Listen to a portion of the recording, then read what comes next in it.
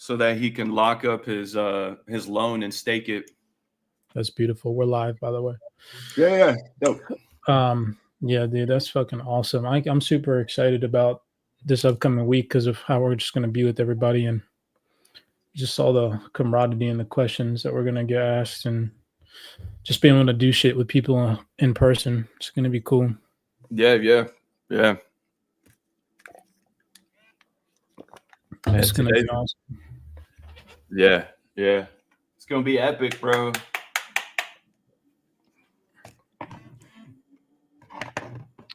Just giving people some time to roll in. I'm reading this intro real quick. I typed out. Give me a sec.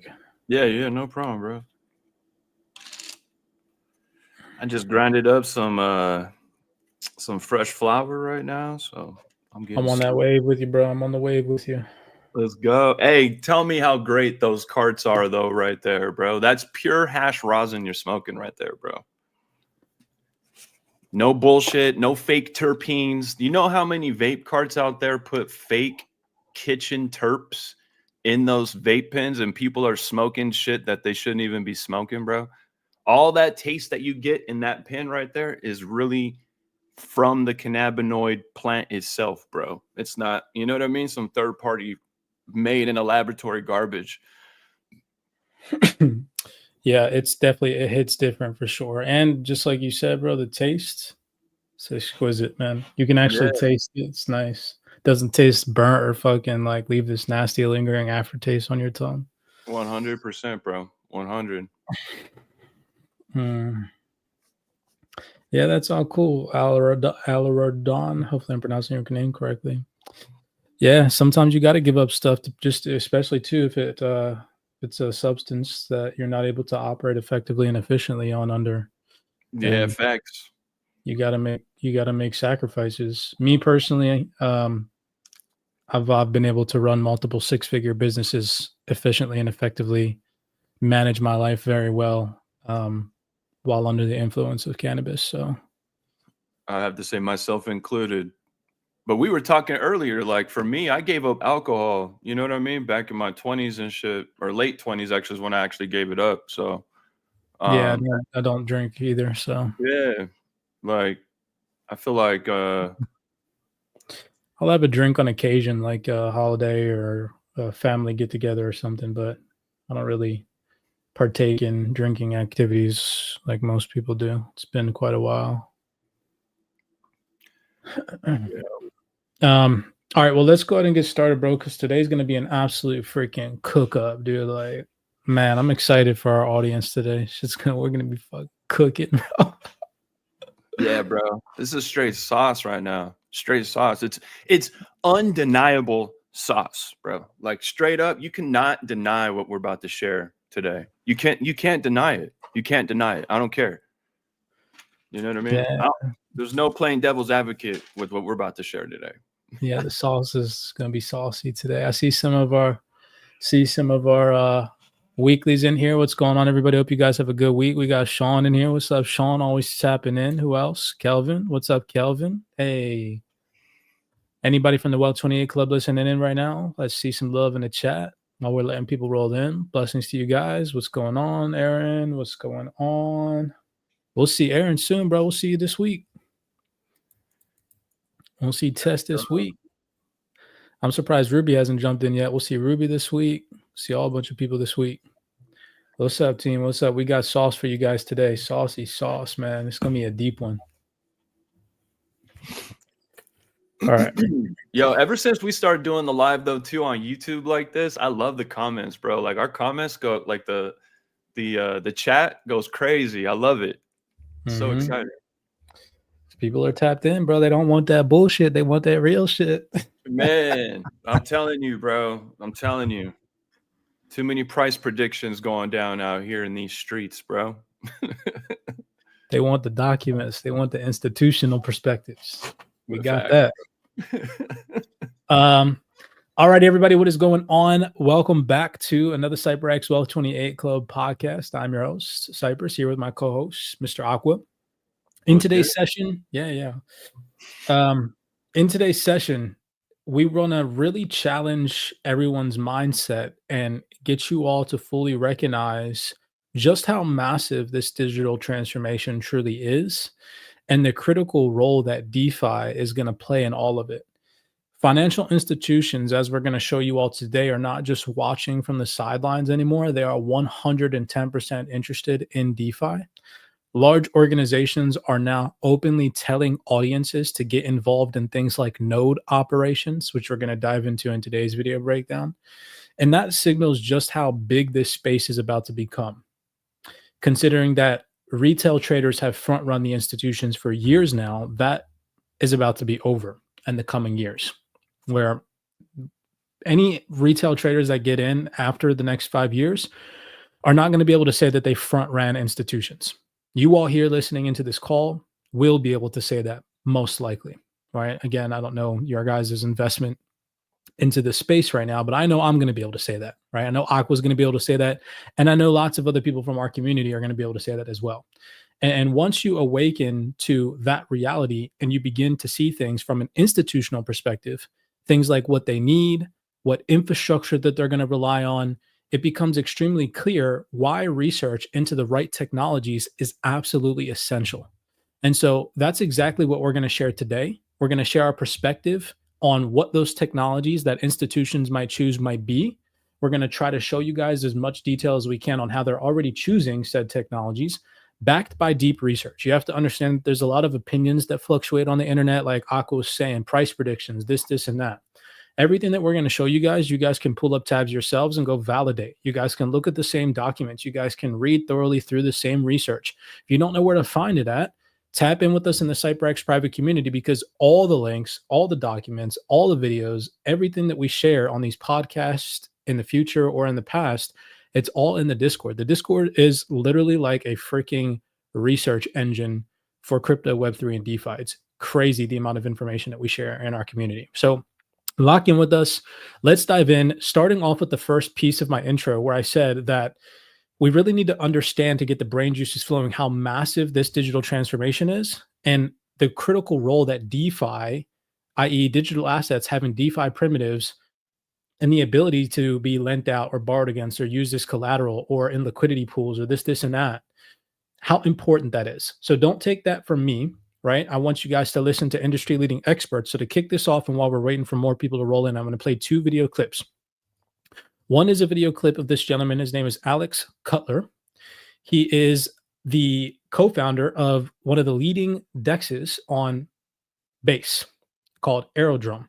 It is the platform that myself and Aqua, over a year and some change ago, decided to build the entire Wealth 28 Club DeFi platform, or at least the primary DEX that we recorded a lot of the how-to DeFi content on, because we saw the vision. We saw how big Aerodrome was going to be before they became the leading DEX on Base, right? Back when Aerodrome was trading sub, 50 cents type days. And we saw the longevity in their vision and how much money is going to come through DeFi rails. So this gentleman here talks about that in detail. And then I want to play a video clip from I believe he's the general manager, if I'm not mistaken. He's some high-end, Dan Donnie's the general manager, right? The DTCC, or he's like a director or something. Yeah, he's high up there. I believe as director, though. Yeah. Sorry, I'm ignorant on his credentials, y'all, but he's definitely some high-end individual at the DTCC. Excuse my ignorance on his exact position. Just go look that up, Dan Donnie. But here he specifically talks about the importance of how using digital assets as collateral, or just in general in DeFi primitives and alone, is what gives them their utility, gives them their use case. Digital assets themselves don't really have any intrinsic value. And so this will get your mind wrapped around how important it is to understand DeFi, and why it's weird that everybody in crypto doesn't understand DeFi, because of how massive of an importance DeFi plays in the growth and onboarding of financial institutions into the crypto ecosystem, right? So take a second and just listen to these 2 videos while we're letting people roll in to get the brain juices flowing.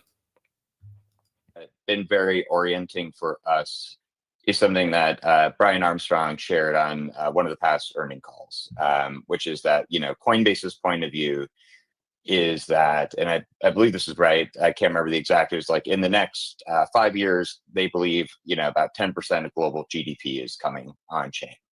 And if you think about how big of a number that is, it's orders of magnitude larger than we are now. And we know kind of the case for why this happens, right? DeFi is better, right? You can provide institutional level scale products, services. They can be real time, they can be instant, they can be always on, they can distribute globally to everybody in totally permissionless ways. But if that's sort of the bet, right, that the space is going to grow by orders of magnitude, and that much of GDP is coming on chain, that means everything's coming on chain. That means things like global FX is coming on chain. That means real world assets are coming on chain. That means we're going to see a whole bunch of new, interesting primitives and products that begin on chain and then are distributed outwards to the world. And when you think about, the two verticals in which I think like Luke and I sit, right, of the exchange level infrastructure of this new on-chain economy that is servicing, 10% of global GDP, sort of lending, borrowing aspect of it. These are two core verticals of the on-chain economy and really essential rails, right? This is essential infrastructure for this economy. And so, as an exchange, we want to be the best. So I'll pause it right there just to give you guys a quick breather. But he literally just said everything's coming on chain and that these DeFi primitives are going to be core essential aspects of this new financial economy. So just go do the statistics yourself. And this is why I'm trying to get you all to see that this requires a mindset shift. Aqua, bro, how many people right now out of the total crypto ecosystem participants are actually involved in DeFi? Man, I would have to say probably less than 5%. It's not a lot, right? There's like 500 to 600 participants, 5 to 600 million participants in crypto right now worldwide. And then out of that 5 to 600 million, there's like 8 to maybe 15 million participants in DeFi. But yet here you got the leading decks on base saying, yo, all the world's money is coming on chain, and lending and borrowing are going to be two core key components of that. Why would you not want to learn about it? Facts. So, again, I'm just trying to get the brain juices flowing, but the juice isn't over yet. So let's continue to listen to what this dude here has to say. This new on-chain economy, right? Basically servicing products and services that were previously unimaginable in traditional worlds or would require so much cost, so much weight to be able to create or distribute, create so much like legal regulatory overhead to distribute or to manage. They want to be able to do this seamlessly. So the first example here, of course, is the amazing product with Coinbase offering loans on Bitcoin via Coinbase.com. And you see the charts of adoption on that product, and it's basically a straight line up.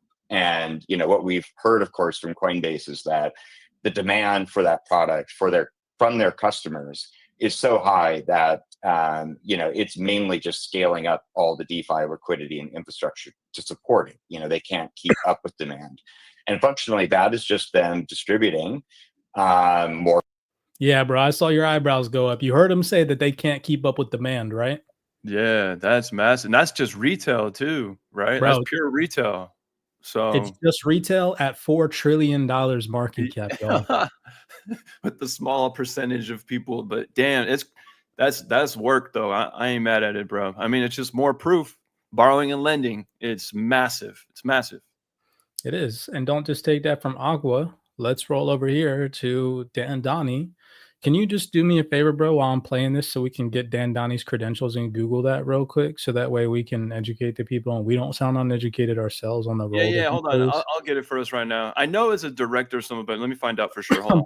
I'm pretty sure he's the directing manager, bro, of the DTCC. Like, I just feel like that's his role.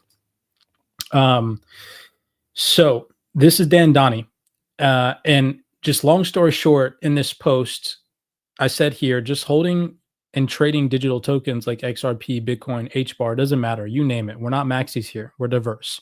Regardless of what digital asset you claim to like or hold in your portfolio or believe in long-term, holding it is not enough, because just holding the digital asset and hoping that everybody else in the world is just going to hold the digital asset doesn't give it any value, doesn't give it any utility outside of just speculative belief that the price is going to go up. And that's what drives its value, is just belief, right? Just hope. It's the same reason as to why the dollar is the way that it is, or fiat currency is used, is because everybody believes that it's money. If everybody tomorrow woke up and was like, hey, yeah, it's just paper, and then went to go try to withdraw their number balance out of their bank account for physical fiat cash, the whole banking system would freaking collapse, right?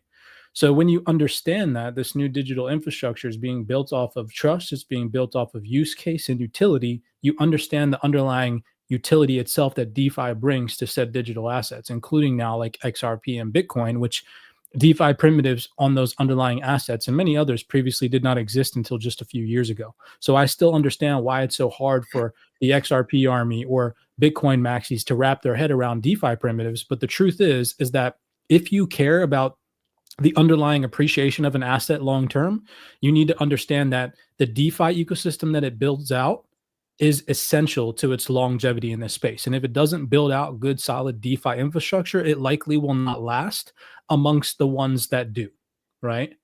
So what I see you got it pulled up. What's Dan Donnie's role real quick here? I'm adding Yeah, he's got like a dual name here. It's managing director and chief technology officer of the DTCC digital assets. Okay, so we were right. Some high-end fucking role, right? Yeah. Dude's important. That's all you need to know. Yeah, facts. This is coming directly from the DTC or DTCC website. So yeah. I feel like he's the type of dude that has like secret security around him all the time that you don't know about. But if you tried to just go up and shake dude's hand, somebody would fucking like karate chop you in the neck and be like, hey, bro, you need to schedule an appointment. You know? That's real, bro. But they won't tell you. They won't tell you he's got some like secret. Or because think about how many think about what this one man could do with a phone call. I know. Very, yeah. I would have to say I have to agree with you, bro. That's definitely. Who's Dan Donnie texting? You know? Exactly. Who's he talking to on his Friday afternoons? All right, check this out. Let's listen to this video clip real quick of Dan Donnie. Let me reshare my screen. I love you guys are laughing in the chat. Look, it's not all serious here. All right, it's not all documents. We laugh sometimes at CyberX. Okay, guys and gals. Check this out. They take assets. As I mentioned to you, the one right to win that DTCC has in this model is we are the record keeper for quadrillions of dollars of transactions, but for fundamentally assets under record, approximately $100 trillion worth of assets. So unilaterally, without the need to engage anyone else, we can actually make it possible to tokenize $100 trillion worth of value. No one else can do that efficiently. So we have both a right and a responsibility to do that effectively for the financial markets because it unlocks so much among those things that it unlocks. So we're building out those rails to do that, to make it so that parties can, within seconds, convert any traditional holding into token form to conduct transactions. But tokens themselves really aren't game changers. They're just another database, a database with benefits to be sure, but just another database in the end. It's actually what you can do with tokens that makes the big difference. And the foundational transaction in finance is collateral. So most people think liquidity really comes from trading activity, that's what makes a difference, my ability to convert dollars to shares of Tesla. Yeah, that's important. But by far, that's a drop in the bucket compared to transactions in liquidity that have to do with borrowing and lending.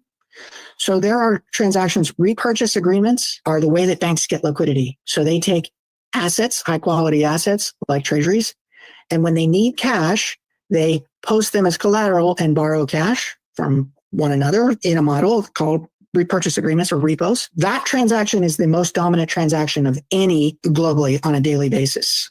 Over $20 trillion a day. I think it's even more than that. But anyway, roughly that amount is in that transaction. Well, it turns out blockchain is the perfect technology. Perfect. It's like tailor-made. It's the killer app for blockchain to do collateral management. Why? Because you can encode the locking rules into smart contracts. Now, yeah, bro, $20 trillion a day and people are still sleeping on DeFi? Oh man. What? Man. Yo. He said it was a drop in the bucket compared to what borrowing and lending is. That is so massive, bro. Like, I really like what Shannon said in the chat. She said, hopefully Dan is talking to Marshall Hayner. I wonder if, because, bro, what's Marshall Hayner's biggest bag? loan protocol, bro. Loan protocol. Loan protocol. And that's not by accident. That's you know what I'm saying? So, and it's loan protocol by a landslide if you look at the other trust lines that are in his wallet. So it's pretty, yeah. It's pretty decadent, I'll say that much. So I've now showed you guys, as we have more people on the call, right, that, you know, this way of thinking requires a mindset shift. It's not easy to just understand DeFi and understand how big of a niche category it's going to be if you don't, number one, understand how big it already is, collectively speaking, in traditional finance. When I say it already is, I mean like the lending and borrowing niche in TradFi and how big that is. Everybody's always like, oh, cross-border remittances and all of these cryptocurrencies going to be used for cross-border payments to send one transaction over to the other place in the world. And Dan Donnie just said, like, that's cool. You know, trading activity is cool. Trading activity is exactly that. Like sending, if I send, you know, XRP to Aqua because he's in Australia and I want to send him some money fast, and then he turns that XRP into Australian dollars to pay himself out right through his bank account. That's just trading activity. That's cool. That's a lot. Don't get me wrong. Cross-border remittances is a huge market. I'm not denying that by any means, but why are people sleeping on what the banks are about to come in full force and use if they really want to adopt these digital assets? Is their ability to be posted as collateral, right? Mm-hmm. Mm-hmm. Massive. Yeah. And when you understand that power, and you're holding digital assets now, and you're like, this is the aha moment. You're like, this is what the banks are doing. And then you're like, I already have the power to do this. You're like, oh yeah, let me go learn about it. You know? Facts. So I said here, your net worth often follows your self-worth. If you believe you deserve abundance, you will make choices, you will take risks, and you will seize opportunities that reflect that belief. In finance, business, and investing, the first thing that you build is not your portfolio, it is your mindset. So in order for all of you listening to really get DeFi and then implement it properly and understand it, is you need to raise your worth. You need to raise in your mind that you are a higher being and you deserve more, because that's what DeFi gives you. It gives you more. Right? If you're in your portfolio sitting here holding these digital assets and you want high prices, why wait?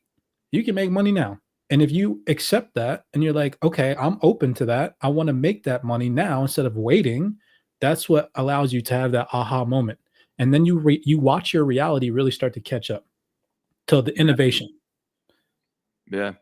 Once it, I keep hearing it. I feel like we always hear it inside the Wealth 28 Club because there's always somebody on the Zoom call that's like, dang, now I finally see it. It finally makes sense, right? And that's what, once you have that aha moment in DeFi, man, like it opens up your eyes so much more wider to what this whole crypto thing is. You know what I mean?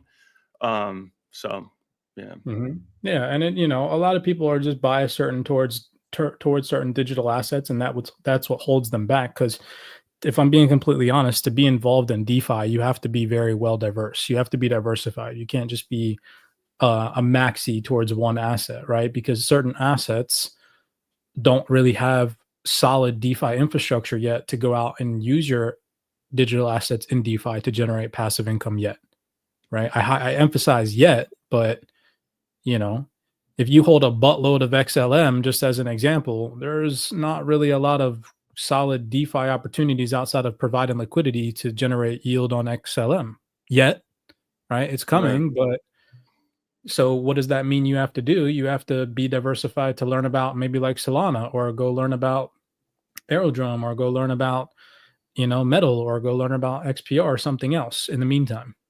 Yeah. I mean, it's like, dude, there's 2 dexes on XLM right now. What, Stellar X and the Aqua network. I mean, outside of that, there's no other options. You know what I mean? There's so much more work to be done, and more, you know, protocols and lending and borrowing platforms to be built. So got a ways to go. It's coming, you know, it'll just take some time. I got 2 more documents to just share with you guys while we're waiting to hit 1,000 live listeners, just to show you all again that we're not capping when we say this, right? In my intro, I specifically stated that you have to have a mindset shift by realizing how big this space is, but not only that, that institutions are 110%, or sorry, excuse me, let me back up. You have to have a mindset shift realizing how massive the DeFi opportunity in crypto is, but then you also have to understand that institutions are 110% paying attention. Well, don't you want to go where smart money goes? Don't you want to do what smart money does? Because they're the ones that move the market. And so if I can show you all that they are paying attention to DeFi, hopefully that'll motivate you to be like, maybe it's a niche category I should tap into, because Aqua and Cypress have literally showed me physical proof that I can just go backtrack and check myself that institutions are for a fact going to be using this, right? So check this out. This is the August 2025, the Productive Treasury, a corporate guide to integrating Ethereum and digital asset staking into core business infrastructure from EigenCloud and Liquid Collective. Just go look up who those are. Billions of dollars right there alone in those 2 names. Okay. So if we come over in this document and we read a little bit about it, on page 4, just looking at my highlights, it says, independent from traditional credit markets, with staking integrated as part of a diverse treasury strategy, digital assets are transformed from a passive store of value into a productive cash flow generating instrument. Analog to an internet bond, a valuable alternative to traditional fixed income products. Unlike traditional fixed income products, digital asset staking unlocks access to participate in and own the success of the global blockchain infrastructure. Getting ahead as a stakeholder today, while banks and institutions and brands and governments are increasingly moving towards adopting an on-chain stablecoin-based and user-owned internet economy. So it literally talks about getting ahead, the banks and institutions, right? And it also talks about when you become a staker, when you become a liquidity provider, when you do all these things in the DeFi ecosystem, it actually gives you and helps build the success and a piece of the global blockchain infrastructure, right? This is huge. And bro, and I feel like where you highlighted it with the red underline, basically metal blockchain to the T can make that happen to the T. Which we'll get into in detail. I'm talking about in detail when we get into the juicy part about metal blockchain, and how, remember in my intro today, I talked about technologies that we believe financial institutions will choose based off of their current use case and capabilities and what they're aligned with in terms of compliance and regulation. Metal blockchain screams that at the top of its lungs, and I'm going to show you guys that in detail today, right? So to continue on with this, just to give you a little bit more, here it talks about how MicroStrategy right now participates in the lending aspect of Bitcoin. It says MicroStrategy lends their Bitcoin to institutional borrowers, generating income from their interest, and uses BTC as collateral, preserving the upside potential of holding BTC while accessing liquidity to pursue additional opportunities. So remember what Dan Donnie just said, that this is exactly what institutions need access to. Well, now I'm physically showing you guys that they're already doing it, right? They're doing it right here. Says it. MicroStrategy lends out their Bitcoin to borrowers to generate passive income for them so they can use it as collateral and continue to pursue other opportunities, right?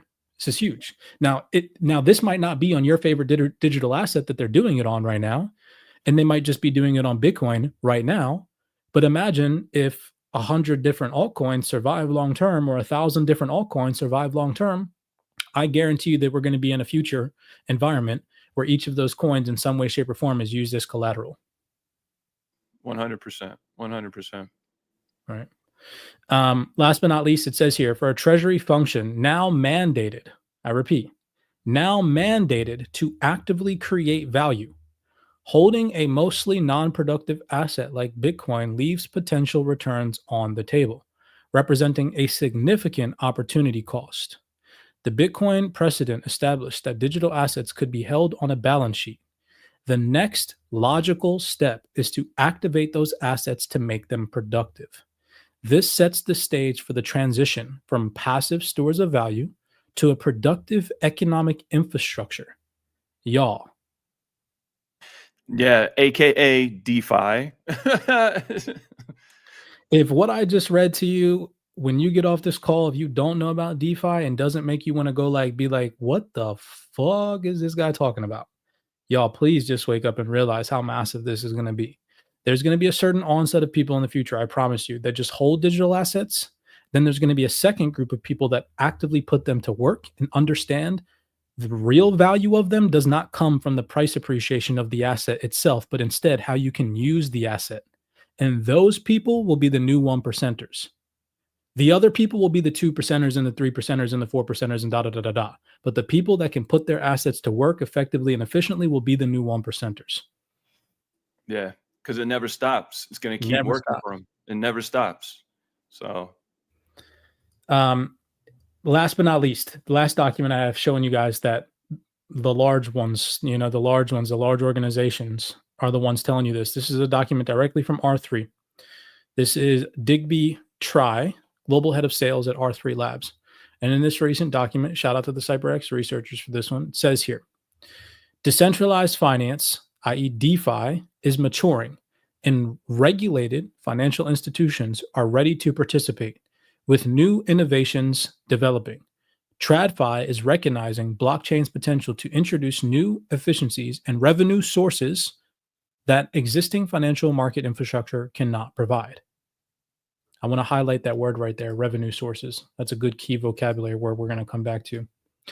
Long story short, I'm not going to finish reading this document because we've already gone on long enough, but this is a direct confirmation from R3 themselves that the DeFi ecosystem is maturing, institutions are ready to participate, and that innovation in blockchain tech is ready to introduce these systems in an effective and efficient manner to create revenue for these financial institutions, which you already heard Dan Donnie say that that's exactly what they need.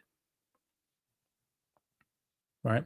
So now let's get into the tech. Now let's get into what solutions can these institutions utilize in the ecosystem to facilitate these DeFi primitives. So here I said in this post, yeah, this is we're going to get juicy, bro.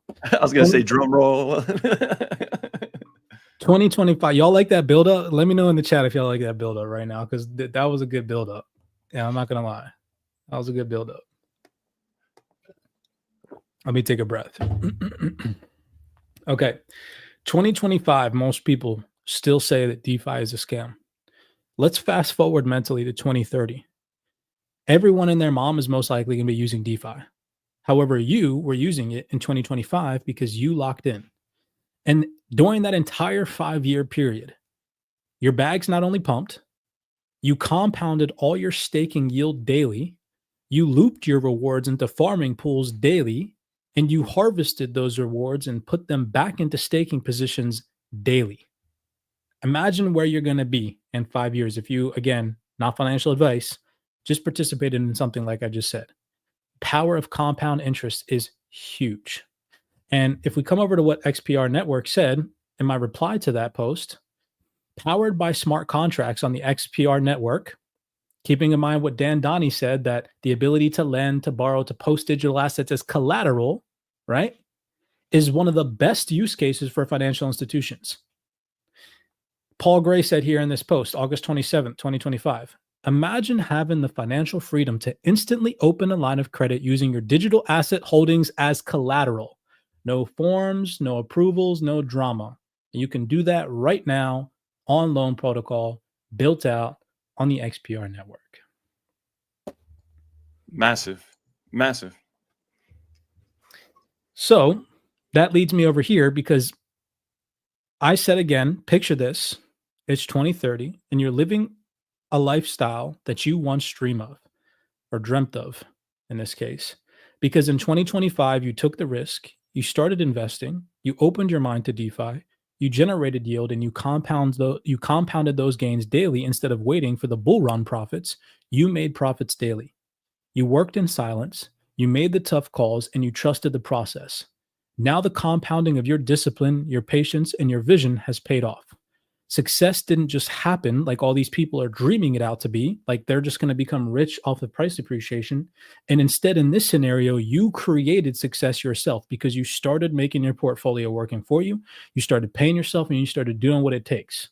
And underneath of this, an individual asked, who has an easy DeFi platform with low to no risk? And not to shill you guys the Metallicus ecosystem, but I said there's no such thing as no risk, because there isn't. There's always risk involved, and that's something you have to be able to embed into your investment strategy. I can't do that for you. You have to know that.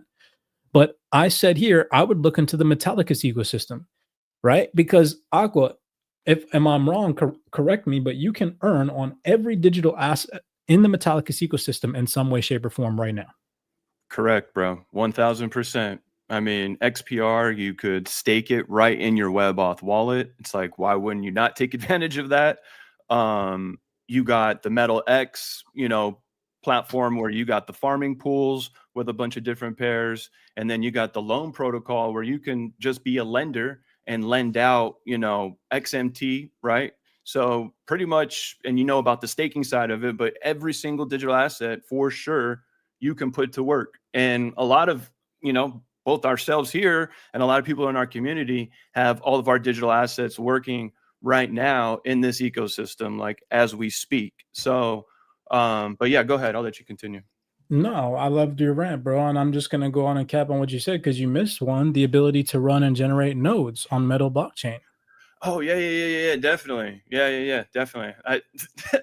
And I have one too, right? How did I forget that? So, but yeah, I mean, there's just so many ways right now that exist right now at your fingertips. So, you know, I don't know. I feel like, something I was thinking about too while you were speaking was just like, people, and we talk about it all the time as far as like, why would you have an exit strategy and an exit plan? Like, really, you got to just train your mind and look at different, yielding, options, especially in the Metallicus ecosystem, and start looking at your portfolio on how it can pay you and what type of salary you want for yourself, as opposed to reaching a certain dollar amount and then you're going to take profits. I mean, if you have a really good game plan for those profits outside of crypto, then, good luck. But like right now with this new tech and everything that we're learning, like these are mini businesses, So, but yeah, I'll give it back to you, brother.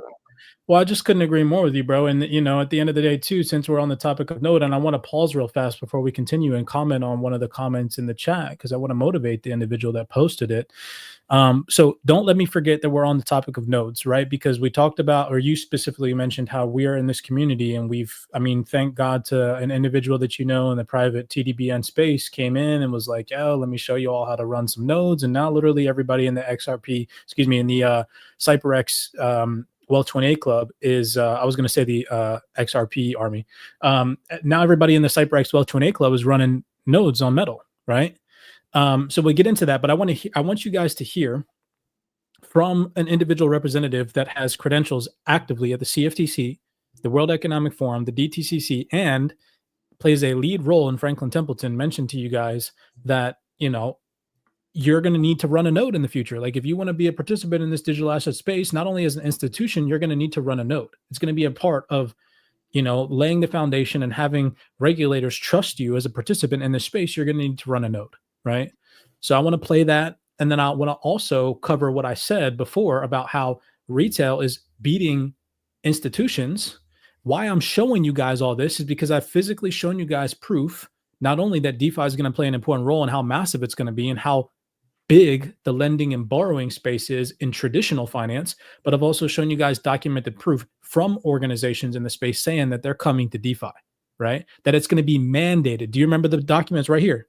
It says it right here. It's going to be mandated, right? It says right here, for a treasury function now mandated to actively create value holding a mostly non-productive asset like Bitcoin, right? It's going to be mandated to earn yield on it. Like, come on now. So coming over here to this, I want to cover Bobby's post, right? As Bobby said, he said, if you're broke as fuck, me, and have very little to start off into DeFi, do you think Metallicus and XPR with a farming loan protocol and XPR staking is better than ZBCN staking, right? First off, Bobby, I want to pause right there, brother, and I want to motivate you. Don't ever label yourself as something like that, right? Because if you're typing out I'm broke, if you're typing out that, then obviously, of course, that type came from a thought right? And you turned it into a tangible reality by typing it out. So avoid all that. Scratch all that. You're not broke, bro. You're not broke. You think you're fucking broke because you don't have a lot of this fiat bullshit that these elites make out of thin air? Come on now, Bobby. You're better than that, brother. You are a fucking finite being. Like, you're not broke. And if you have knowledge and education, that is what makes you rich. How you're going to apply that knowledge and information is how you can expand that richness and that wealth into everlasting abundance. So if you have knowledge, you're wealthy. If you have information, if you apply that properly, you are rich. Don't limit yourself by saying that you're broke because you don't have what the fucking matrix made everybody think makes them rich, and that's fiat, right? Yeah. So I just wanted to throw that out there. But to answer your question, you know, I can't sit here and tell you, right? Because there are some things that Zebic does, if you pay attention to them and you like them, that, you know, maybe Metallicus doesn't do, or doesn't do as efficiently or as effectively. I'm not here to debate that. I'm here to just show you guys that the technology exists. Whatever route you choose to take on what tech you implement in your strategy is completely up to you based off of your own personal preference and your risk tolerance. My risk tolerance might be different from yours. So I'm not really here to be opinionated on that. I would definitely, at least at a minimum, if you don't have the money to diversify into another ecosystem and you're bent towards one ecosystem, don't cut yourself short and split yourself up and try to diversify in a bunch of, you know, putting too many eggs in your basket, but at least read the documents, at least prepare mentally by learning the technology and understanding how to implement it. So that way, when you do make more fiat currency, or when your financial situation does change, and hopefully you take an effort to change that, you have the knowledge, right? So I hope that, I don't know, man, that comment, when I see people talk about themselves like that, resonates with me like that, because before I became financially free, before I became financially stable, I used to have that mentality. I used to say, fuck, I'm broke, all this shit. And then I realized, damn, it's a mindset shift that unlocks that level of I'm not broke anymore. Mm-hmm. You know? Yeah. Anyways. Yeah. No, I think you did a great job. Well said. And yeah, I think you're doing well as well, Bobby, because you're here and you're talking about things that pretty much the entire world is oblivious to. And yeah, just keep going, bro. Keep going. Don't stop. 100%, man. 100%. You are, even if you're not actively involved in the things that we're talking about today, you at least have the awareness of it. And that's what starts to get the ball rolling. That's what opens the door. So you have the key. Now it's just your job to put it into the door, open the door and walk through it. Right. All right. Back to what we were talking about, nodes. So Aka was talking about how our community is heavily involved in, like, everybody is kind of like funny. Everybody's like, yo, how much is in your node? Yo, what's your node at right now? Like, it's kind of like a, it's like an inside competition right now on who's got the best metal node. Listen to this lady. Her name is Sandy Qual. Again, she has active credentials at the DTCC. You guys can go check this on her LinkedIn profile. I don't have it pulled up, but you guys, anything that we're saying on this call, you can fact check. DTCC, CFTC, World Economic Forum. She plays important roles at right now, presently. And then she also is a lead representative at the Franklin Templeton. Okay. Two things she says. One, retail is beating financial institutions. So think about that in terms of everything that we've showed you so far.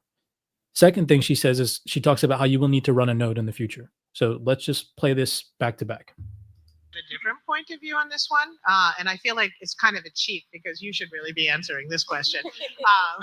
But I will do my best to answer for you. I would argue that retail has beaten institutional to this space already.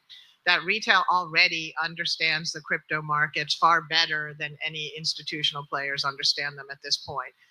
And that the capabilities and the functionality that the institutional financial services markets are going to need to develop are all coming now from the retail side. The gamification, the social interaction, the inclusion of short form video as forms of instruction, the ability to take actions on one's own that equate to what institutional players can do today, the ability to transfer assets peer-to-peer. These are all activities that retail are used to, and they operate with day to day in their everyday life. It's our institutional industry and it's our institutional rails that have kept us from keeping up with that level of innovation.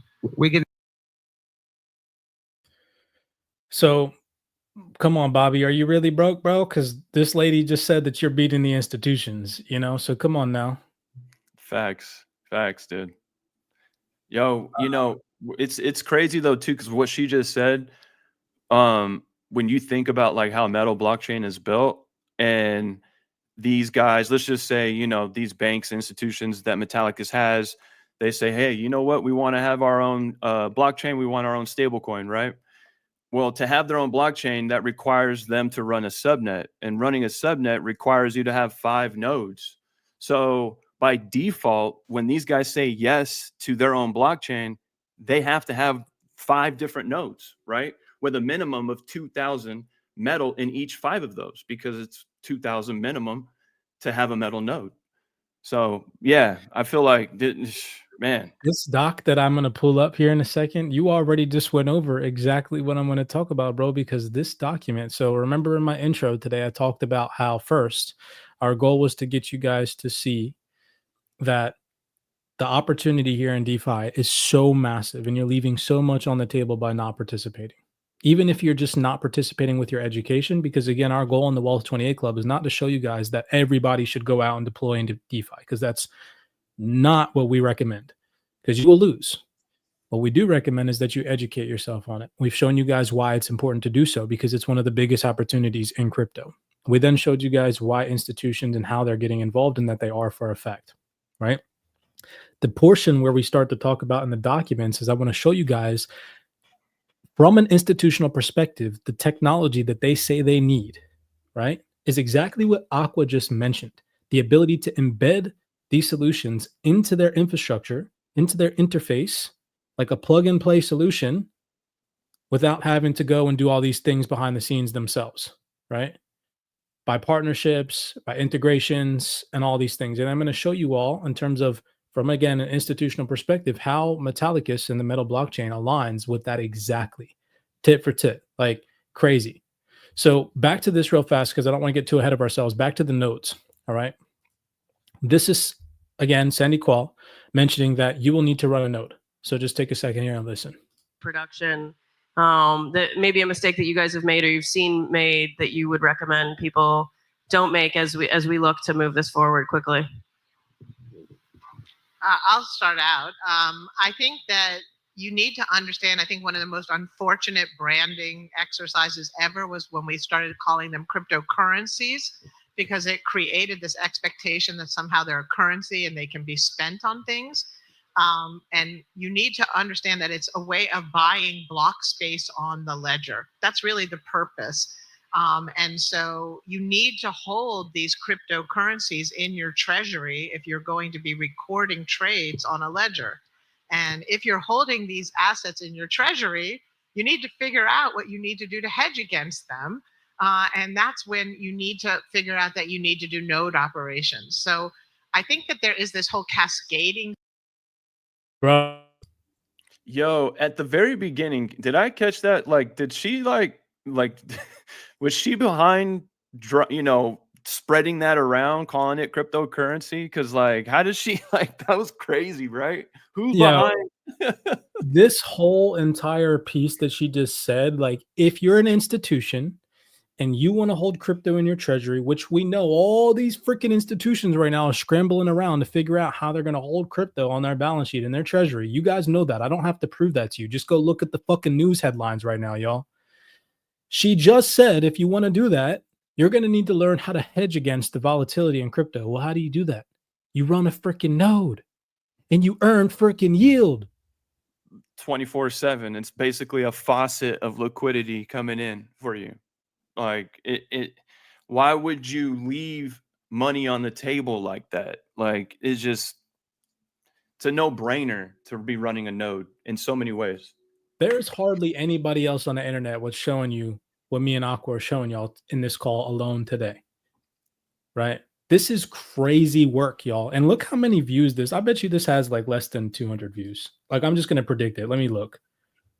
Oh, wow. I was wrong. 1.1 thousand views. Still, that's still not a lot. 3 weeks ago and only has 1,000 people have seen this. That's it.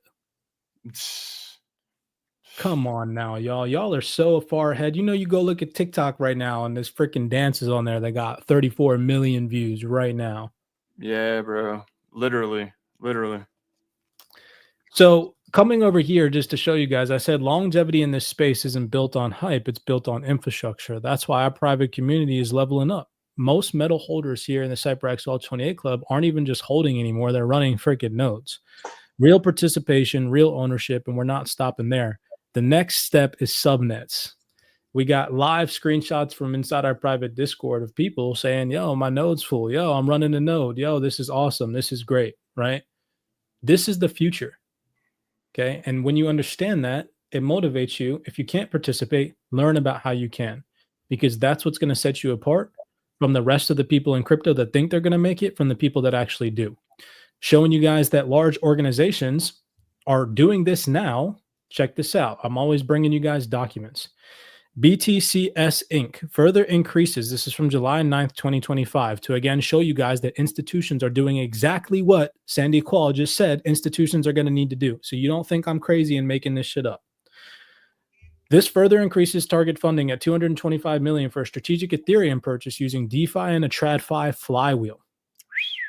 BTCS Inc., a NASDAQ-listed company, short for the Blockchain Technology Consensus Solution. The company's vertically integrated operations, including solo staking through validator nodes and block building, are central to its approach. This activity not only generates reoccurring crypto native revenue, but also enhances long-term value per share by compounding ETH-denominated returns. And then in this same document, they give a freaking picture, which literally looks like one of our CyberX Well 28 Club PowerPoints. And it literally goes over this DeFi flywheel that they're participated in. And right here, it talks about how they're running and operating a solo validator node. Dang. Yeah. And this is $225 million, y'all. They're not going to, this is $225 million is still baby money. Super baby money. It's peanuts. So what's the, what's a Solana node or whatever, what is that stake? I don't know. Let's just say, I think Solana staking in general is what, 6% or something on average? Yeah, somewhere around there. Yeah. So what's 6% of $225 million? That's how much money this organization is going to be making per year. Yeah, 100%. What is generating that? Yield? Let me do the math. Hold on. Let's see who can do it faster. 225. Go for it. Yeah, you're gonna get me faster. Calculator, I had to get it started, bro. You probably already had yours up. Shit. Yeah, 15 million fucking dollars a year, bro. Doing nothing. Nothing. Just generating. Just securing the network,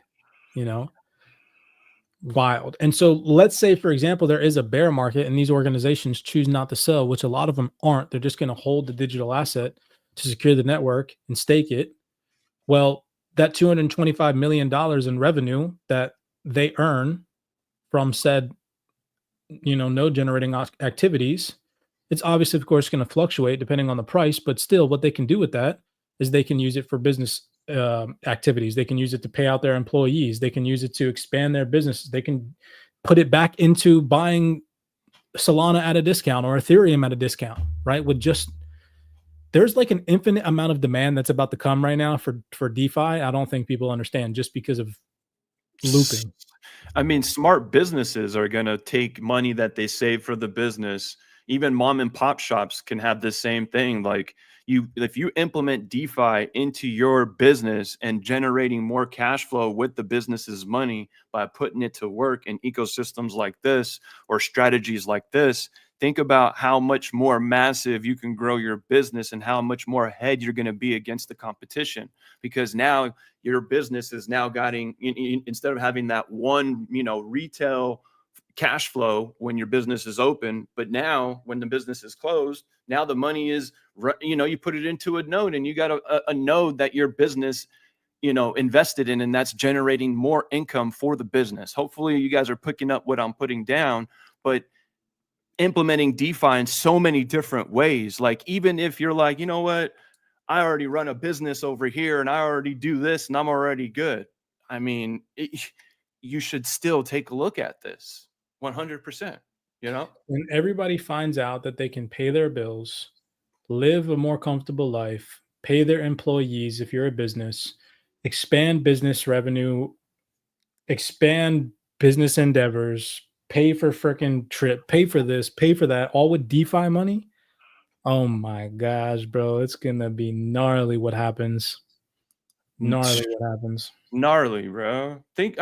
Restaurants, bro, like restaurants, most restaurants, they operate, we hear about it, super thin margins. With this new tech, oh my God, restaurants can really, tap in with the robots on the retail side, right? And then tap in with DeFi with, running the finances for the business. You know what's crazy, bro, is we've actually, just because what you just said made this click for me before I get into this document. We've heard people with credentials in this space, like Stacey Warden from Algorand. I know I've played a video of her.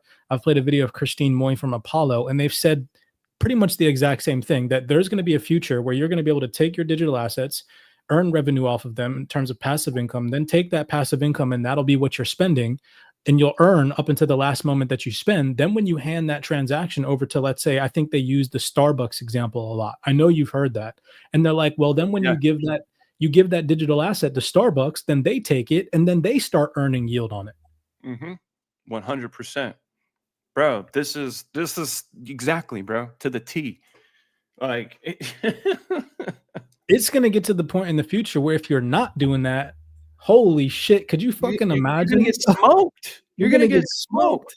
You're going to get smoked because 3, 4, 5 years down the road of these businesses doing this, and now their streams of income coming in for that business. Think about, the smart people that are going to continue to put back into their business and grow it, and the type of tools that they can do ahead of their competition. The competition is never going to catch up. They're just going to end up getting gobbled up because these guys are just going to be big sharks in the game. You know what I mean? So I don't know when you said the word gobble just like that, I fucking started thinking of a turkey running around like blah, blah, blah. No, I was thinking like, you know what I mean? Like a whale that just comes up and just gobbles like a whole fucking pod of fucking fish. You know what I mean? Like man, going out. They're done, though, bro. They're gonna fall, they're gonna fall victim. It's crazy. So because you talked about the tools, right? I want to now fixate everybody's attention on that because we're not done with the juice yet. I know we got on a tangent there. So we've showed you all the proof so far on why you should be paying attention. Now let's talk about the tools that financial institutions are going to be able to utilize and implement, i.e. these new digital technologies like blockchain and digital assets, to create these revenue streams and embed these DeFi financial primitives into their core banking infrastructure. So this is a document from PCMI, Payments and Commerce Market Intelligence, from June 2025, titled Unlocking Revenue, How Banks Can Make Money with Stablecoins Through Strategic Partnerships. Then if you come down here, it says, and I'm just going to read a couple of different highlights. I have 4 pages of highlights for you guys, but it says, the implication is clear.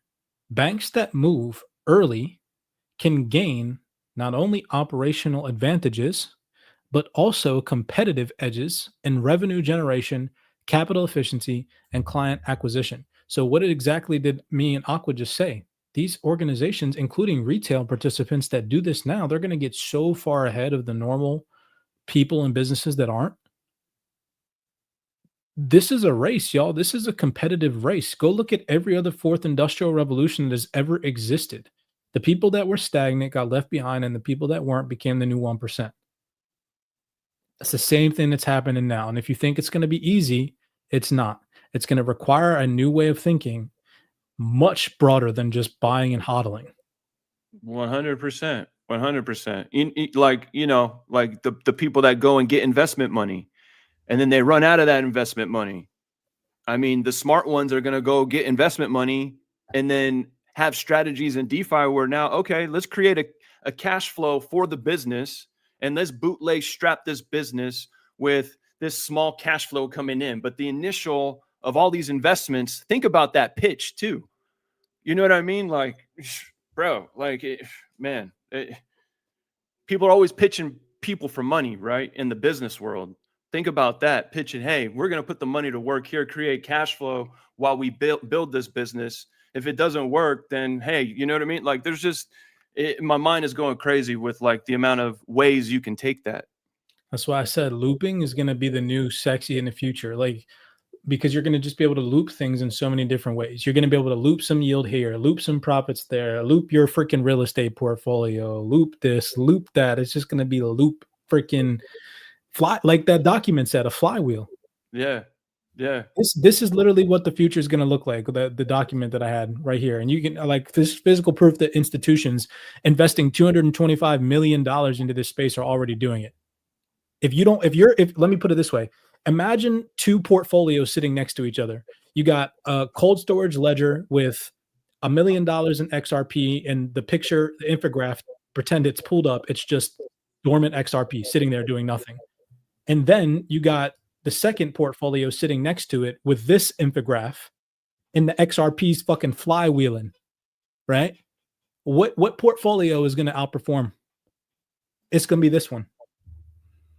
All day, every day. All day, every day. And that's all you need to see to believe it. You just need to be able to see it. Once you see it, you can't unsee it, right? Back to this document. I don't want to get off topic. This document says, in 2025, we believe that every institution that moves money will need a stablecoin strategy as more players in the payments ecosystem explore this powerful new technology. Directly from Chief Product Officer and Strategy Officer at Visa. Now, do you guys know, since we're talking about the technology aspect of this, September 2nd, 2025, what Metallicus was just chosen for and named as a finalist for 2 2025 CU Credit Union Times Luminaries Awards? Well, one of those things, it says right here, Metallicus was named a finalist for its ability in custom stablecoins to generate and create custom stablecoins for credit unions, a first of its kind solution enabling credit unions to issue branded compliant stablecoins. So here's a freaking document right here. So now we're trying to show you guys the technology, right? Here's a document from an institutional perspective saying every institution in the future is going to need stablecoins, right? And here it's talking about how they're going to be able to handle a competitive edge in revenue generation with these stablecoins. And here's a technology like Metallicus, Metal Blockchain, that can provide these solutions. But we're not done. Let's go back to this document, show you some more proof. So here, we're going to really start to pay attention to key vocabulary, okay? Because here, actually, let me go up real quick. Let's see, number 2. Okay, got that. Number 5. All right, so page 5. Plugging into the stablecoin ecosystem, a partnership spectrum for banks. Engaged with the stablecoin economy does not require banks to issue their own digital currency from day one. In fact, the most effective strategy start with strategic partnerships is allowing banks to integrate gradually, beginning with reserve custody or fiat on-ramps and eventually moving toward a co-issuing their own token. So the two vocabulary words that I want you guys to pay attention into this is embedded and fiat on-ramps. So if we continue down here, it says banks can offer stablecoin issuers access to fiat rails, compliance tools, and payment infrastructure.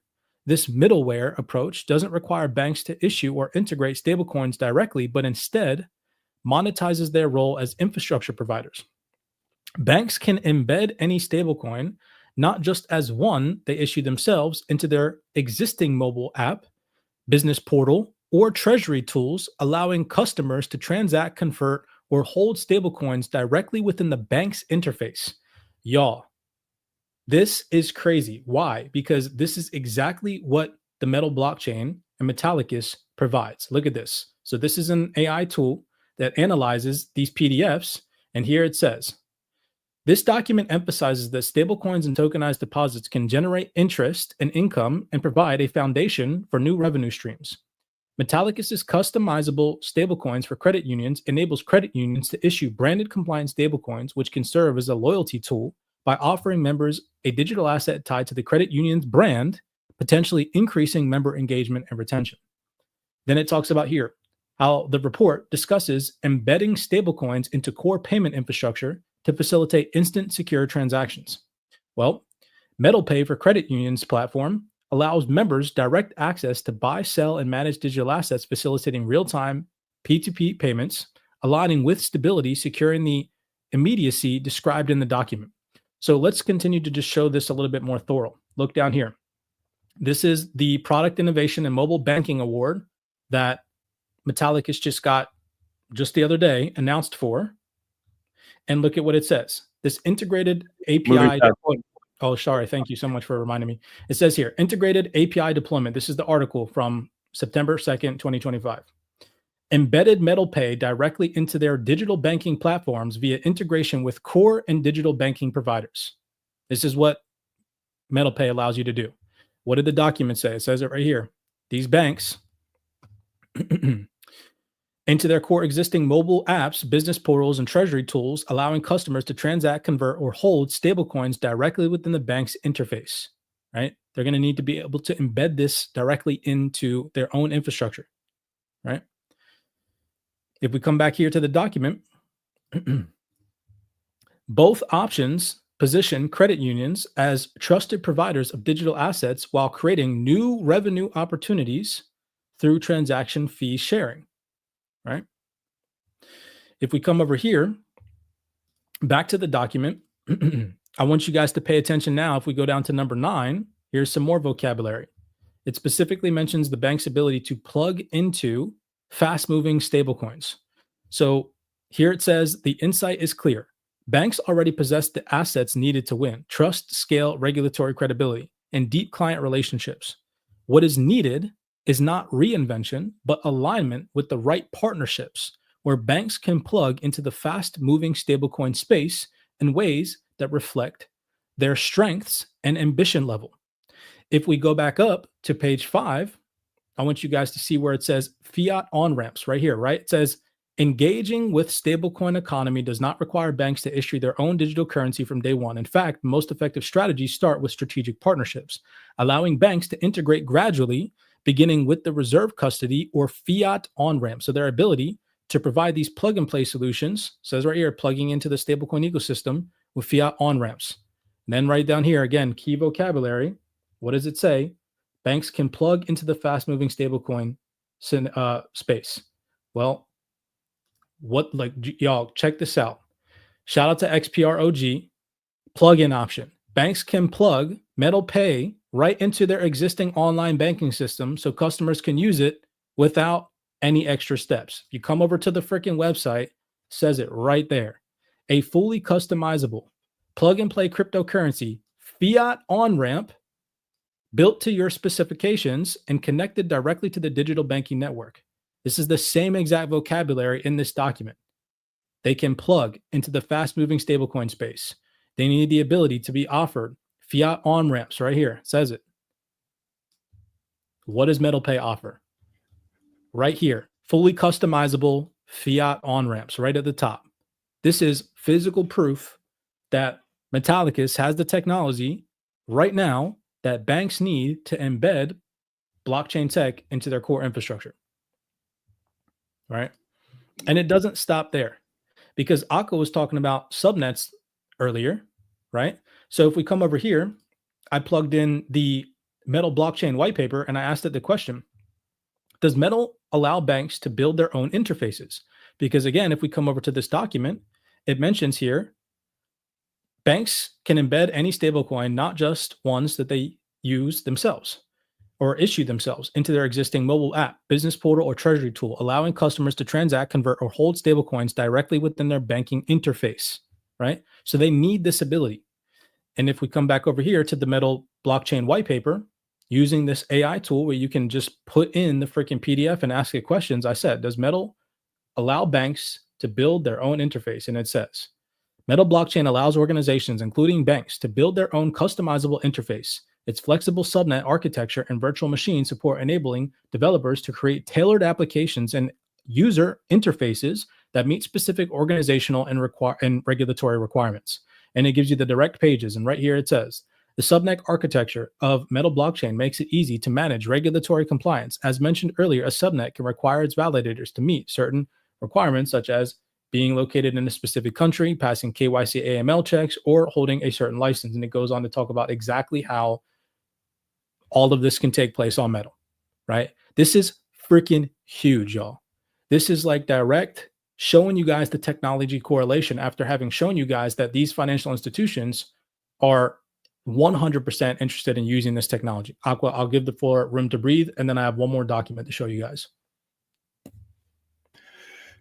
Yeah, bro. This is major. I mean, I love how you're tying this all together. I mean, it's one thing to be talking about it and showing, but like it's another to tie it, make it come full circle like this. I mean, and Metal blockchain is 100% aligned for all of this. And to be quite honest with you, I don't know any other projects or any other digital assets that are this aligned, that have this much alignment. I don't know. Am I maybe like missing something out there? But I feel like this is the most powerful ecosystem to be aligned with everything you're going over right now.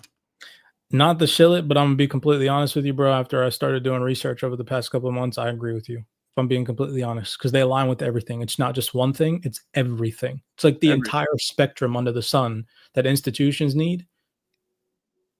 Metallic has it.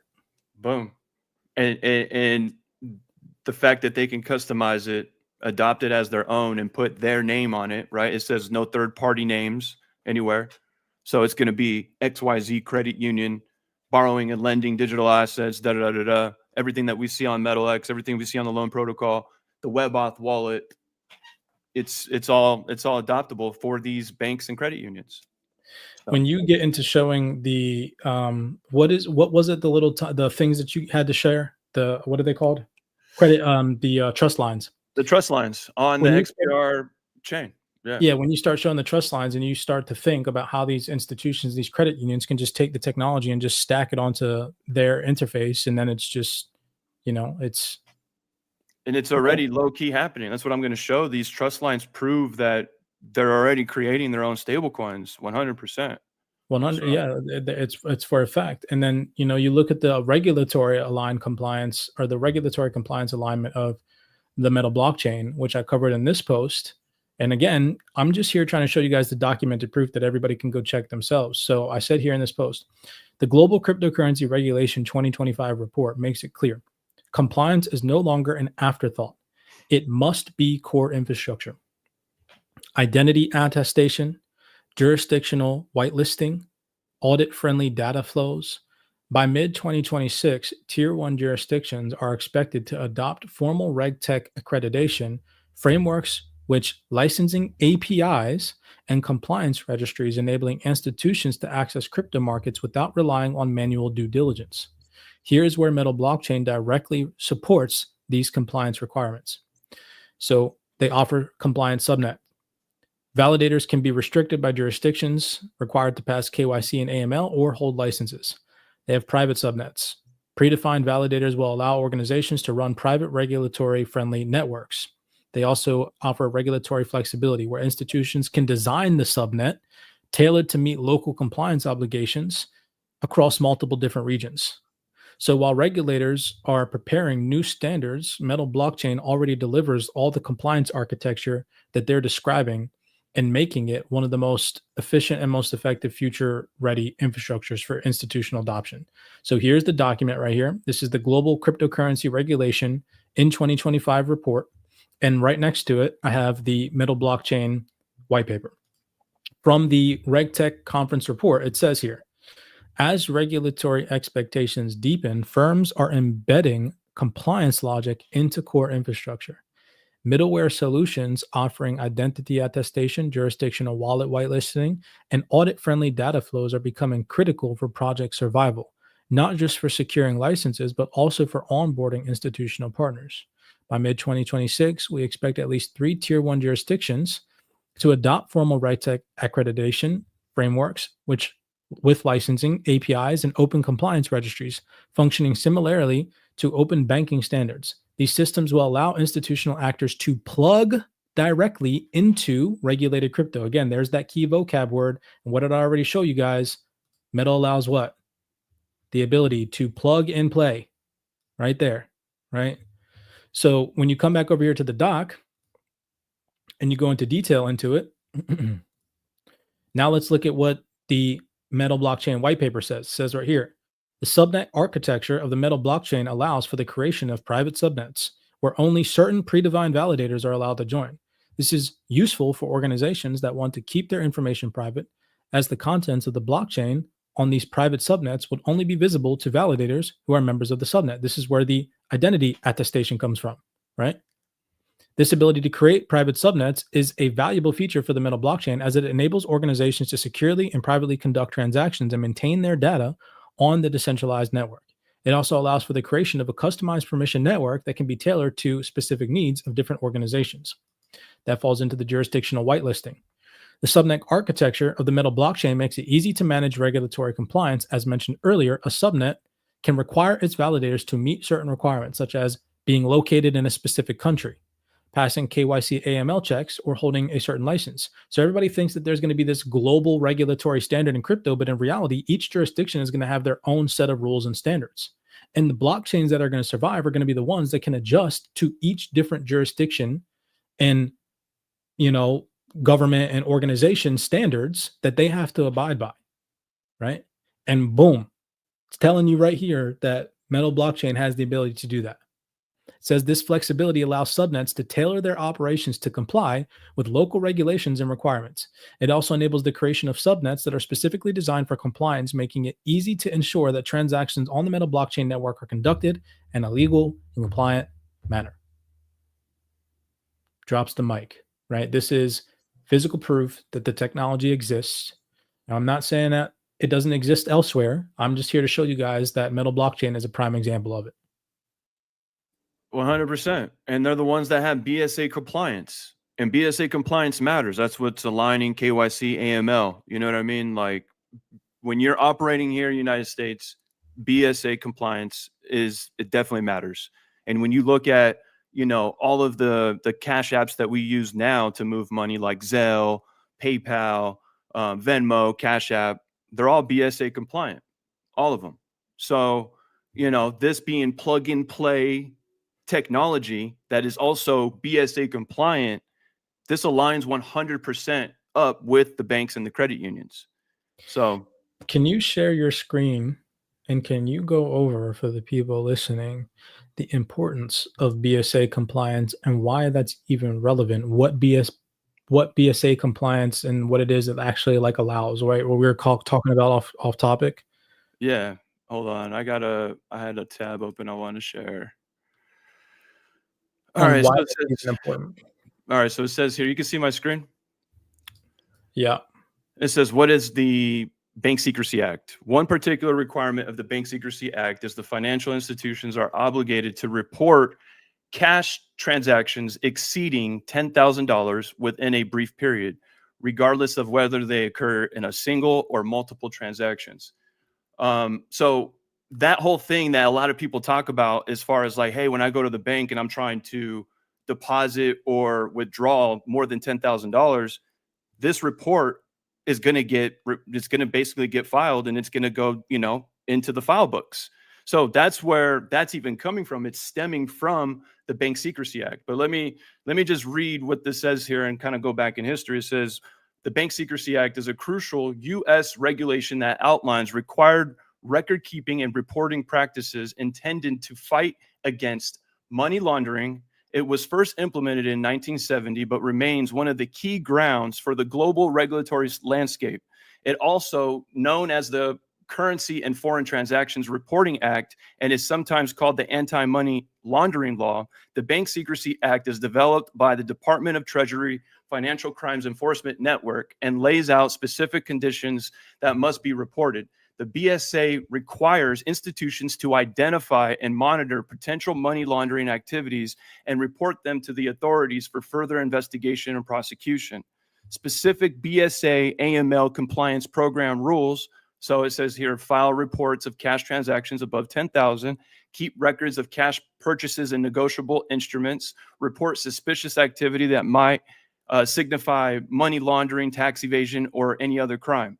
The Bank Secrecy Act is undergone by multiple amendments over time to adapt the changing financial landscape and evolving strategies employed by criminals. Currently, the BSA collaborates with the Patriot Act to combat money laundering and terrorist financing. And, as I read that too right now, I just can't stop thinking about what David Schwartz has actually said about the XRPL. He said it's a thorn in his side that they can't use it. because they're a regulated institution. So it's BSA compliant getting in the way. You know what I mean? So this all makes sense to me 100%. You know what I mean? Do you have a video timestamp of David Schwartz saying that off the top of your head? You could find quick? Give me a second. I'm gonna find it right now. I got you. It's in my notes. I know we got timestamps for fucking everything in this community, man. I love it, dude. It motivates me, bro, that we got timestamps for it. I swear to God, dude. So because you're saying while you're finding that, dude, I want to share this real quick because, you know, I want to show people that they're discussing this BSA compliant matter in the regulatory framework right now. If we come over here, this is the strengthening. And for those of you who don't know, right, the Metal blockchain is the only, if I'm not mistaken, blockchain with BSA compliance right now, right? No, am I correct, right? Pretty sure. Wait, repeat that one more time, brother. Metal blockchain is the only blockchain that's BSA compliant. 1000%. 1000%. There is no, I've scoured, unless there's something that's hidden out there that is also BSA compliant that they have not announced to the public. I have not found another blockchain that is BSA compliant.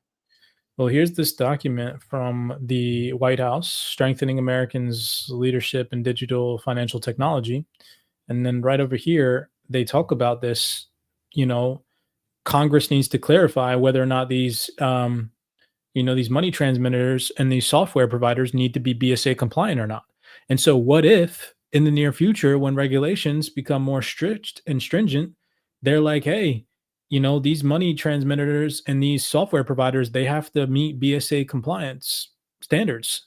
Well, boom, there you go. Metal blockchain's already done it. You know, so it says right here, Congress should codify principles regarding how control over an asset impacts the Bank Secrecy Act obligations, particularly for money transmitters. A software provider that does not maintain total independent control over value should not be considered as an engagement in money transmission for purposes of the BSA. So they're saying, according to this document, that money transmitters and software providers shouldn't have to pretty much abide by this. But what if Congress comes out and says they do, right? What if Congress comes out and says, hey, look, y'all got to be BSA compliant? It's speculation at the end of the day whether or not they do or don't, but wouldn't you rather invest in a technology, at least to some degree, have exposure to a technology that is BSA compliant, right? I know I would. I'm just saying. So that's the way that I see it, right? Another reason supporting why I'm, you know, personally exposing myself to Metal blockchain. Did you find that post, bro? I do. Hold on. Let me just get to the part right now. Hold on. I'm going to mute myself for just a second, but I have the video.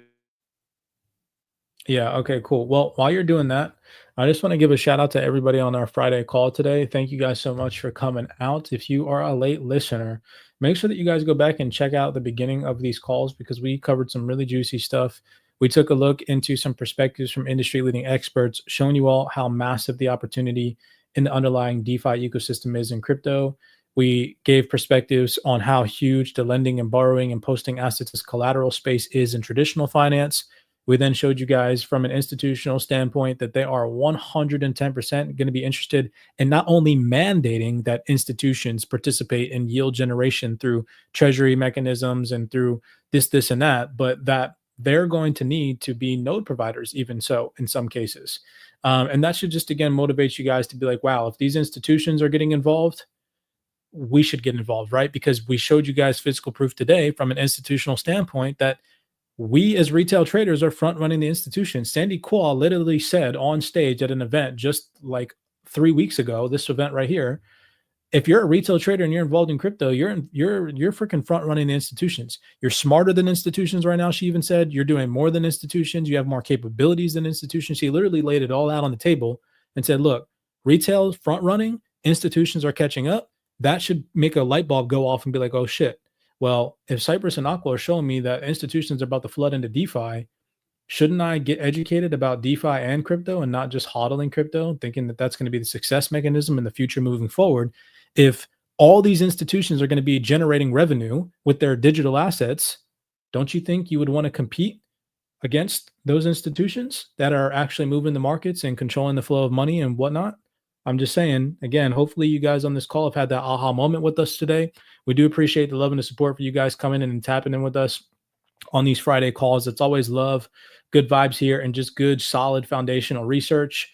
Anybody wants access to this research, you guys can always access it in the CyberX research section of the Discord. Head over to cyberxtrading.com. You guys can see the banner up there. Check it out. Try it out for a month. You don't like it, cancel your membership. You do, stay, right? It's a family. It's a good community. It's a great educational platform that we built with inside CyberX to get you guys to see the realness behind what's happening behind the crypto curtains outside of just the mainstream speculative bullish moonboy price predictions. Also, we've talked about putting your digital assets to work for you. In this particular case, we talked about the Metallicus ecosystem and how every digital asset can be generating you passive income. You want to see how that's possible? Again, head over to cyberxtrading.com, tap into the Wealth 28 Club. If you guys don't want to take the mentorship route, you don't want to join our paid community, that's fine.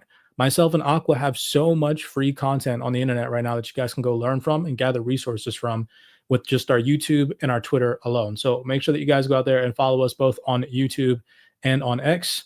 Again, we do appreciate the love and support. Aqua, what is this video of? And again, kind of remind me the context of why it is that we're bringing this up in terms of what David Schwartz here says. Okay, so pretty much I just broke down what BSA compliance is, right? And from what we've just discovered, who is most aligned with banks and credit unions right now because they have this API plugin and they are BSA compliant is the Metallicus ecosystem. We hear, that other coins like stable coins and, XRP is a banker's coin. But from my new understanding and where I'm seeing things from this BSA compliant point of view now, I'm like, how are you guys going to get the banks to use the XRPL if you guys are not aligned with BSA compliance? And, don't take it from my voice, like literally David Schwartz says it in this video. So it's like the way I'm interpreting this, right, is that we've heard them say, hey, we have institutional DeFi relationships, right? We have institutional relationships. Okay, so if you have institutional relationships and you guys are an institution as well, but you guys cannot use the XRPL, how are your relationships going to be able to use the XRPL? That's just my logical thinking, right? And, again, let me just play this short snippet of David Schwartz saying that Ripple themselves cannot use the XRPL. So I'm not trying to FUD XRP. I'm just thinking that we're not understanding the real use case of XRP and calling it a banker's coin. I don't think that's correct as of right now. I don't know. And that's just based off of what Schwartz is saying too. That's based off of what Schwartz is saying too, 100%. Another thing too, because I don't want to forget, I'm going to find it real quick. I remember Marshall Hayner in a video in a panel discussion that he did the other day with a Congress representative and the gentleman from Bonify say that for the first time ever, their partnership with Bonify and Metallicus is the first time in history that banks have been able to integrate blockchain technology with core banking infrastructure. 100%. 100%. Yeah. So can you play the let's play this so we can get some more context of where I'm like, why I even brought that up. But this, and what I mean, again, BSA compliance is the main topic that so many people in crypto are missing. Everybody should be talking about who is BSA compliant. But listen, I mean, David Schwartz doesn't mention BSA compliance, but in a nutshell, he's basically talking about them not being able to use the XRPL because it's not BSA compliant. So listen. Can you take it and slow it down to 90, bro? So it's absolutely. Schwartz talks fast as shit. Put it down to in the settings to like 90 speed. Okay, hold on. Take the little slider and put it to like 90. This motherfucker talks so fast. Nah, you ain't capping. Hold on one second here. So I didn't mean to call David Schwartz a motherfucker. If you're ever listening, David Schwartz, I'd love a conversation with you. All right, so listen, here we go. David Schwartz. Significant, a thorn in my side and a thorn in the side of Ripple for a long time has been the fact that we can't use the XRP Ledger DEX for our own payment products. Like this, I want to rip my hair out. So like it's obvious that we would do that, and it's frustrating endlessly frustrating that we can't. And the primary obstacle is that Ripple is a regulated institution, right. And if our trade passes through a terrorist or somebody who's sanctioned by the United States, it doesn't matter whether we knew or could have known, or basically, if there's a chance that that can happen, we just can't do it. Right. And so we have not been able to use the DEX. And it's just, ugh.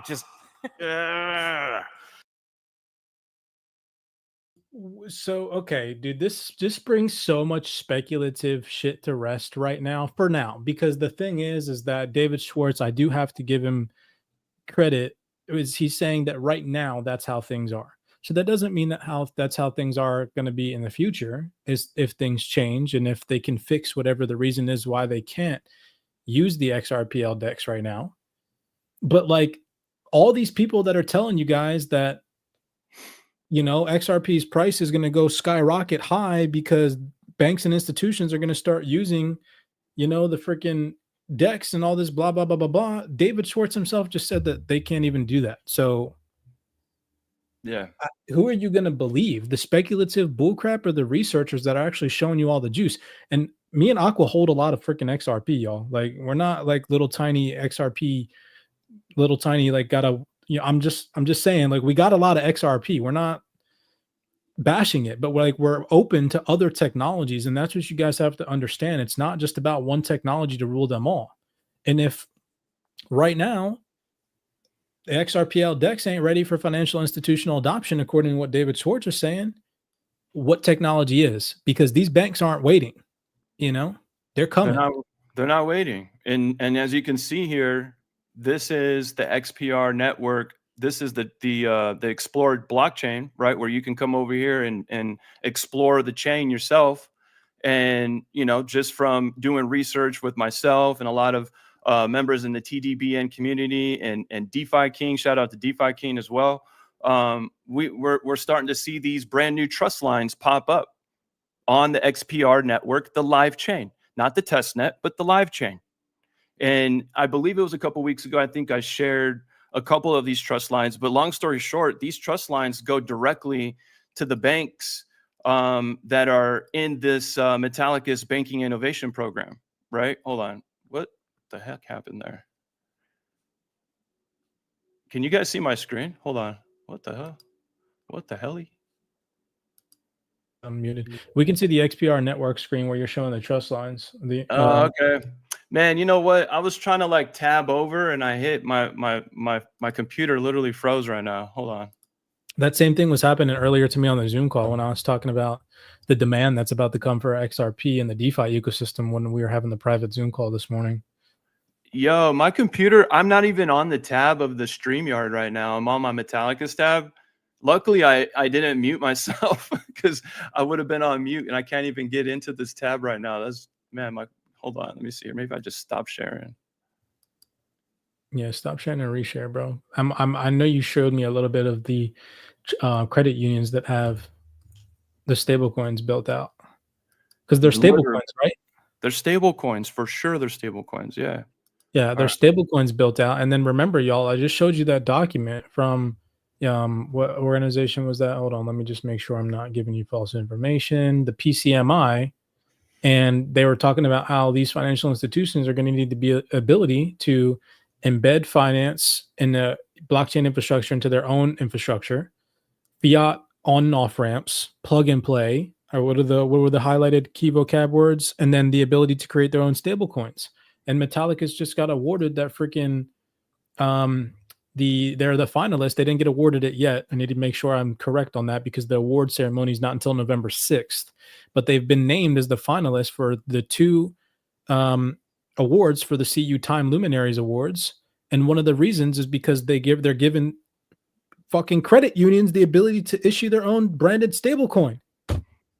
Literally.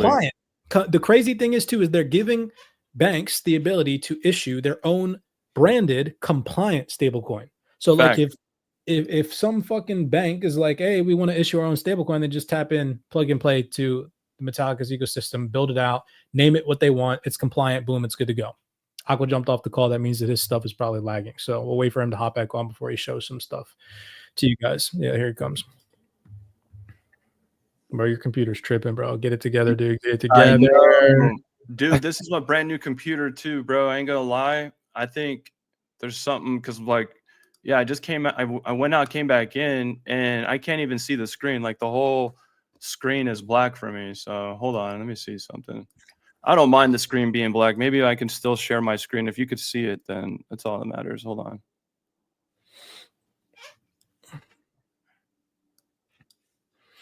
We're dropping too much sauce, y'all. I was just gonna say that too, bro. I swear.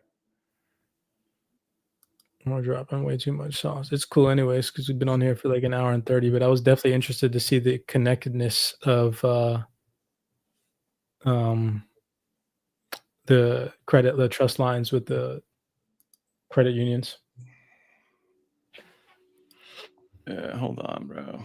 Yeah, take your time. Take your time. Take your time. Shut And down then- some tabs right now. So Yeah, that thing too that you were talking about earlier with the Juniper, is it Juniper Payments? yeah, it's Juniper Payments. It's on the Fed provider list. Well, while you're getting that pulled up, I guess I'll go back to this video clip of Marshall Hayner saying, we haven't really until the Metallicus and Bonify partnership seen the ability for credit unions or banks to have a direct integration into the blockchain. So when I hear things like that, I'm sitting there thinking, and I'm like, well, if Marshall Hayner in 2025 is sitting here saying that his partnership with Bonify, then you go look at when that partnership was relatively recent. They haven't had the ability before then to, let's get Aqua back on. They haven't had the ability for credit unions or banks to have direct integration into blockchain up until that partnership. Then what the heck have all these other projects been screaming about integrating into banks? If Marshall Hayner is sitting here saying that this one partnership is what has now allowed banks to be able to do this for the first time. So while Aqua's getting his stuff together real fast, let's just play that video clip. And this is from a panel discussion on Trade Talks. That's from, I don't know, maybe like a month or two ago, or maybe 4 months ago at its longest. It's from 2025. So take a second here and listen. Credit unions, and bringing on those 80 credit unions. What are some of the more tangible challenges you can tell us about?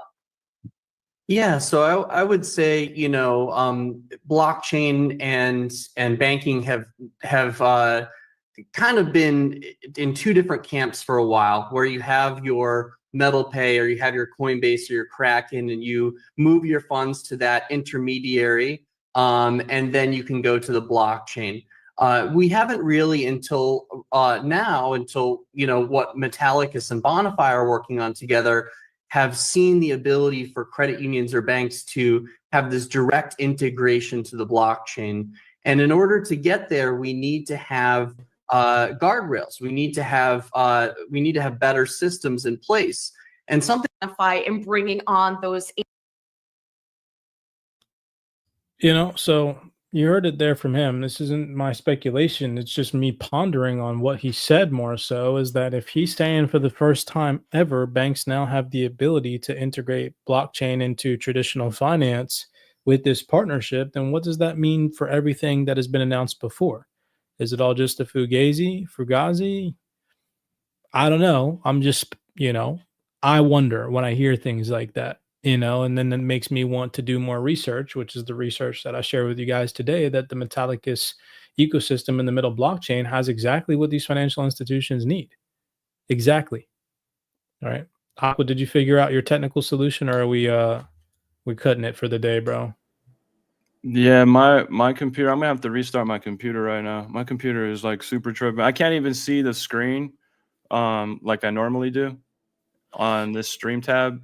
And when I click share or present, it takes forever to pop up here. So Yeah, bro, they shut us down. It was too juicy today. Honestly, we'll save the juice for next Friday. Next Friday we'll be together. No? Yeah, for sure we should be. Depends on. Yeah. So next Friday we get the link up. So honestly, what we'll probably do next Friday is for real is have a whole bunch of people in person on the podcast, low key.